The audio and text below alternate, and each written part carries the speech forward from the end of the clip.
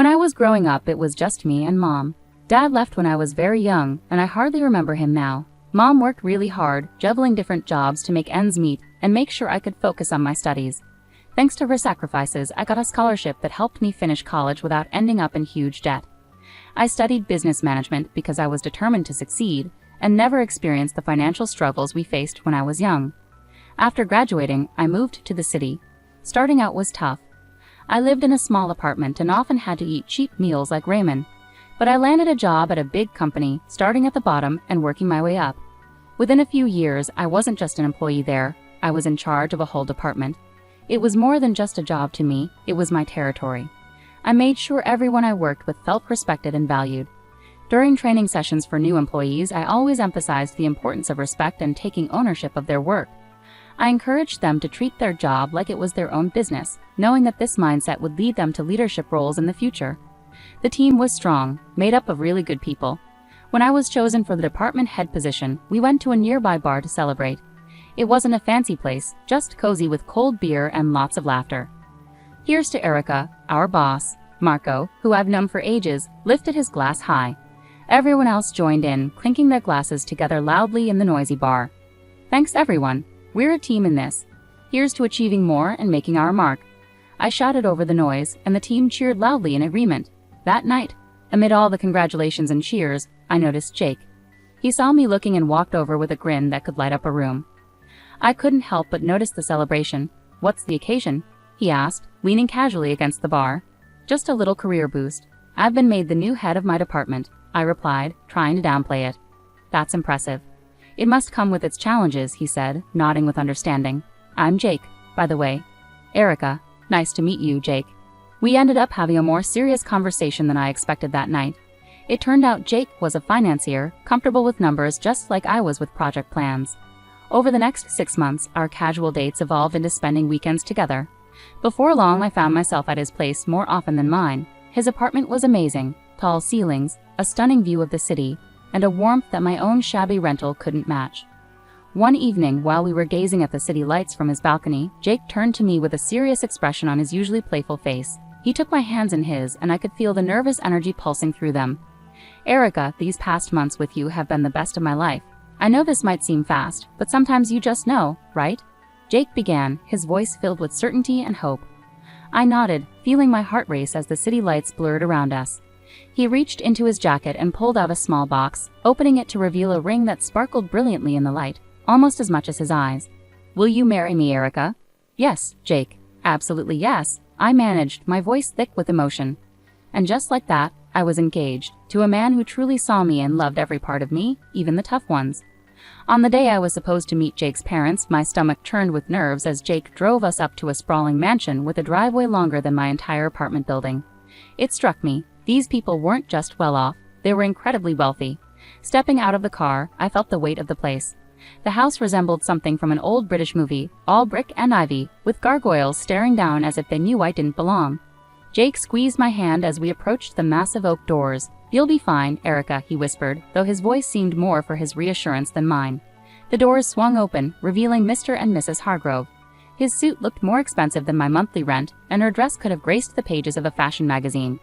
The foyer was enormous, with a chandelier sparkling like a starry sky. Portraits of serious-looking people with titles like Sir and Lady lined the walls. Erica, lovely to finally meet you. I'm Charles, and this is my wife, Eleanor. Mr. Hargrove greeted us, his voice smooth but distant, tinged with a practiced English accent. Mrs. Hargrove smiled politely, though it didn't reach her eyes. Pleased to meet you both. I managed a polite greeting, trying to keep my voice steady as we moved into the dining room. Jake whispered quick tips about which fork to use, but my mind was a jumble. Dinner felt like sitting in a freezer with an icy atmosphere thick with judgment. Mr. Hargrove gestured towards a portrait of a stern-looking man with a thick beard. That's Sir Reginald Hargrove, a direct ancestor from England. He came over in the 1800s to establish our family here, Mr. Hargrove explained proudly. Very impressive, I replied, trying to sound enthusiastic. But it was hard to focus on eating when I felt every move was under scrutiny. When I mistakenly reached for what I thought was the salad fork, the awkward silence that followed made it clear I had made a mistake.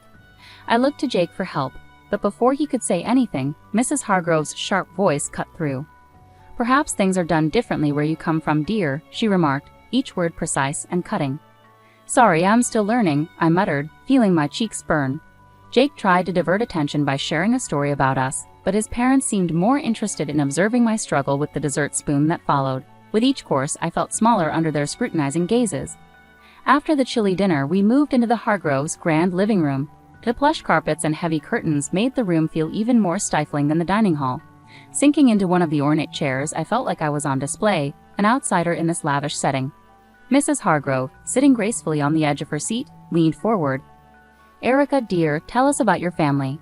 Your upbringing must have been quite different from ours." I paused, feeling Jake's tense gaze on me. Well, it was mostly just me and my mom. My dad left when I was really young, and I don't remember much about him. My mom worked hard to raise me on her own. She's a nurse. The room fell silent, heavy with tension. Mrs. Hargrove suddenly stood up, her chair scraping loudly against the floor. "This is unacceptable," she declared, her voice dripping with disdain. "We come from a long line of English heritage with standards and traditions. I cannot, and will not, allow my only son to marry someone without pedigree or knowledge of her own lineage." Mr. Hargrove, who had been quietly observing, finally spoke. His words were measured and cutting. "It's crucial for us that our family connections are strong and well documented. Erica, can you even name your great-grandparents?" I felt my cheeks burn with embarrassment.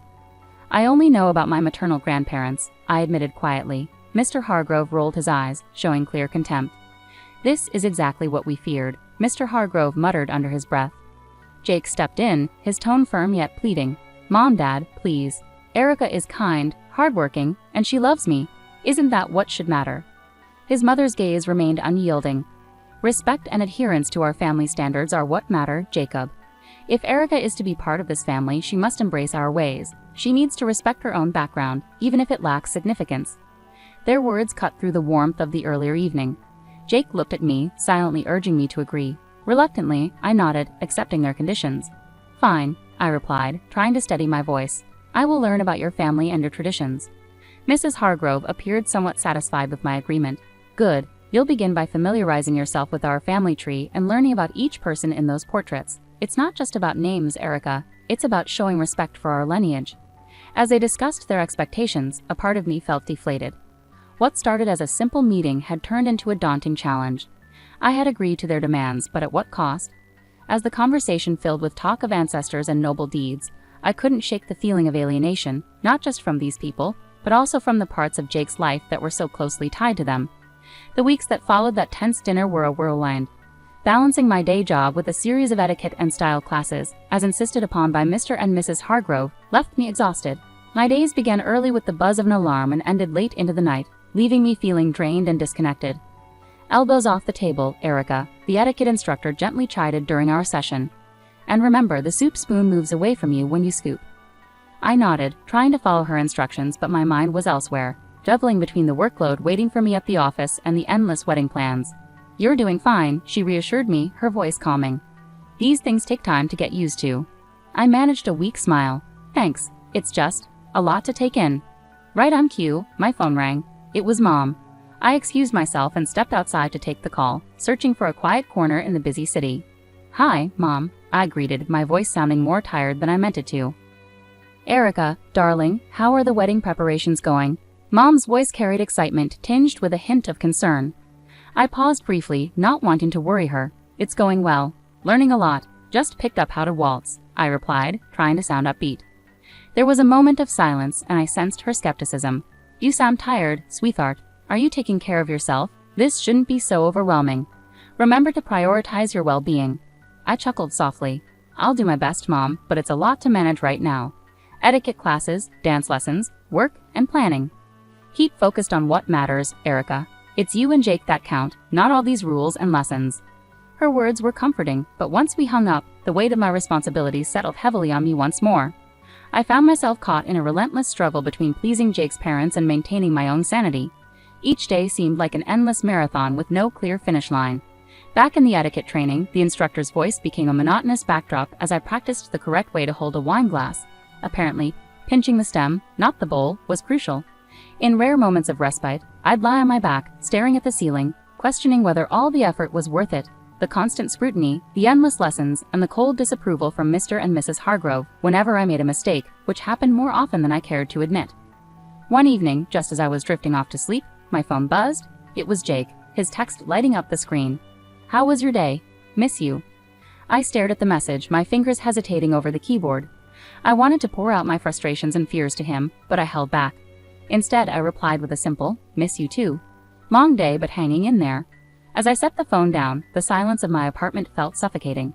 Was this how things were going to be? Pushing through exhaustion, forcing smiles through stress, all to fit into a world that increasingly felt foreign to me?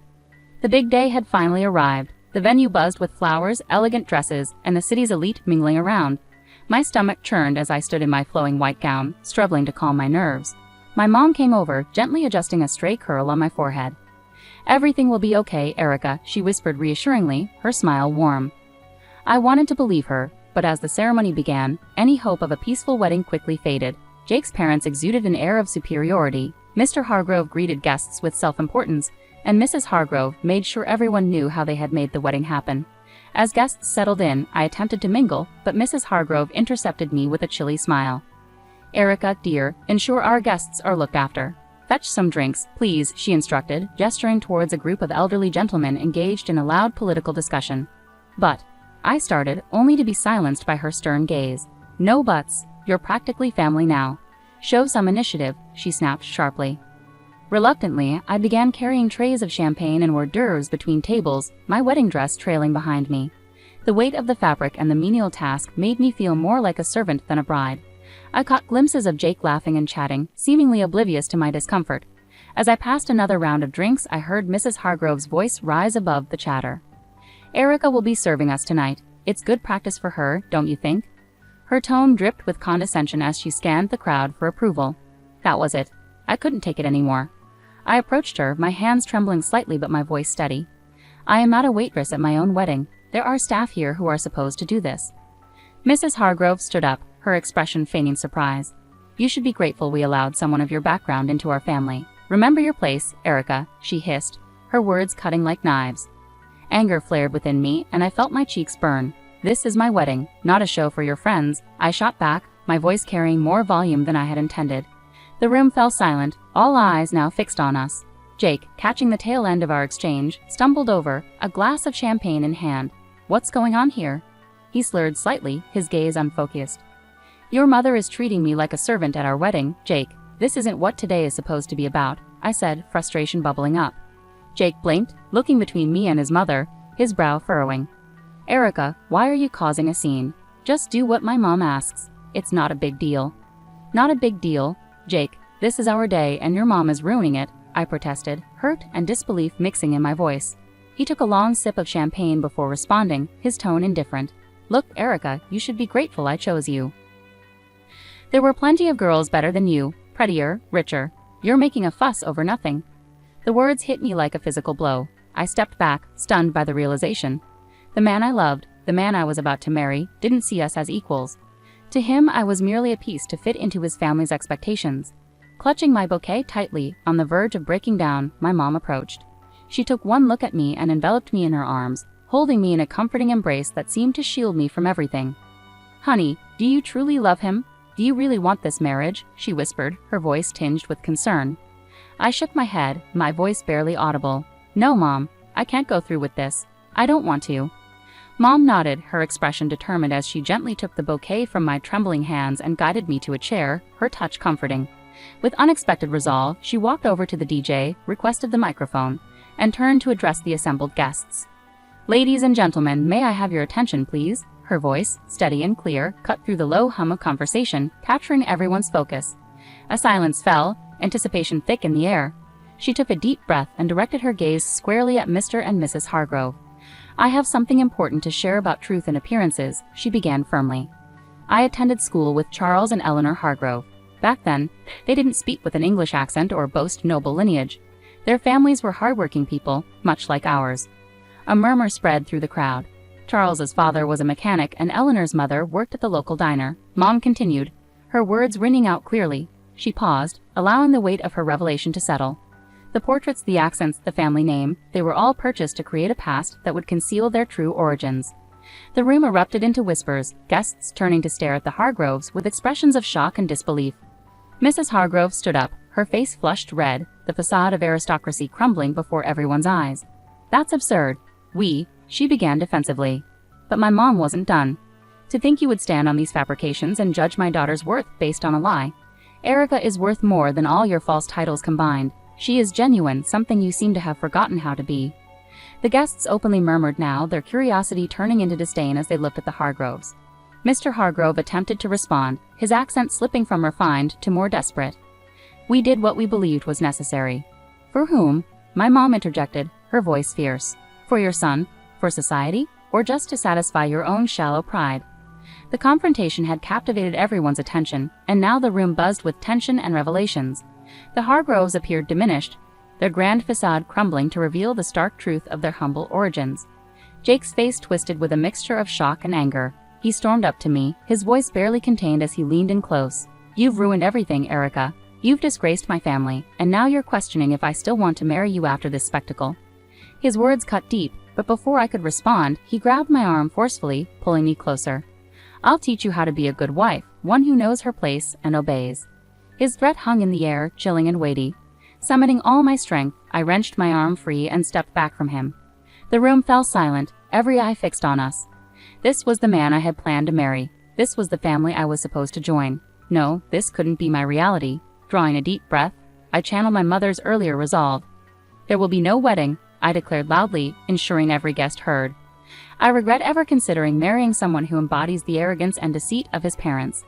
Murmurs filled the room, a mix of shock and support echoing through the crowd. Jake stood frozen, his mouth gaping as if trying to undo my words. Beside me, my mother provided a steady presence, shielding me from the chaos. Together, we walked through the guests, heads held high. In the weeks that followed, news of the Hargroves' deception spread rapidly through the city. Their fabricated lineage and lofty social status crumbled like a house of cards. Once admired figures became pariahs, avoided by those who had once sought their favor. They sold their mansion and left town, seeking a fresh start where their tarnished past wouldn't follow. As for Jake, I heard snippets. Tales of a downward spiral, nights spent drowning his sorrows in bars. I didn't delve into the details, nor did I have any desire to. He had revealed his true nature, a side too ugly and deceitful for me to ever look back on with fondness. Thank you, Mom, I said one evening as we sat in our modest living room, a stark contrast to the opulent falsehood I had almost become a part of. For everything. For being there, for standing up for me, for helping me see the truth before it was too late. She squeezed my hand gently. I'll always be here, Erica. You're my daughter, and I raised you to be strong and true. No man, no family can ever diminish that. We sat in companionable silence, the TV murmuring in the background, a comforting normalcy after the tumultuous events. I had lost a fiancé but regained my life, my dignity, and most importantly, my future. Returning to work after the wedding disaster felt like stepping into a sanctuary. My colleagues who had heard about the chaos were incredibly supportive. Erica, you dodged a bullet, girl, Marco remarked as soon as I entered the office. Leaning against my desk, he offered me a steaming cup of coffee, a gesture that felt like both a peace offering and a welcome-back gift. Thanks, Marco. It's good to be back, I replied, accepting the coffee and relishing its familiar bitter warmth. And yeah, that bullet was more like a cannonball. That's refreshing, Jenny added from her cubicle across the way. Anyone who makes you serve guests at your own wedding is no husband material. You deserve way better, honorable. I smiled, appreciating her support. I think so too. It's nice to be back where I'm valued for who I am, not for the family I could have married into. In the weeks that followed, the encouragement from my team remained steadfast. It was during this period of healing that I met Brian. He was a friend of a friend, down to earth with a quick smile and an easygoing demeanor that was infectious. We first connected at a casual gathering, just friends hanging out on a Saturday afternoon. Brian greeted me warmly as I arrived. Hey, you must be Erica, he said, standing up to greet me. I've heard a lot about you. All good things, I promise. Thanks, Brian. I hope they didn't exaggerate too much, I replied, trying to match his relaxed vibe. We hit it off immediately. His family was a stark contrast to the Hargroves. When I met his parents, they welcomed me warmly with genuine hugs and smiles. Erica, we're just glad Brian found someone who makes him so happy, his mom said, pulling me into a hug as soon as I stepped through their front door. It felt refreshing, just genuine warmth and acceptance. Brian and I weren't rushing anything. We were taking our time getting to know each other beyond the surface level. Back at work, my boss called me into his office one day. Erica, I just want to say we've all noticed how you've handled everything. It hasn't been easy, but you've managed to keep your performance top-notch. I nodded, curious about where this was leading. We think it's time for another promotion. You've proven you can handle just about anything, and your leadership has never wavered. Leaving his office, I felt a surge of pride. With a new relationship unfolding, a career advancing, and the respect of those I cared about, I finally felt like I belonged.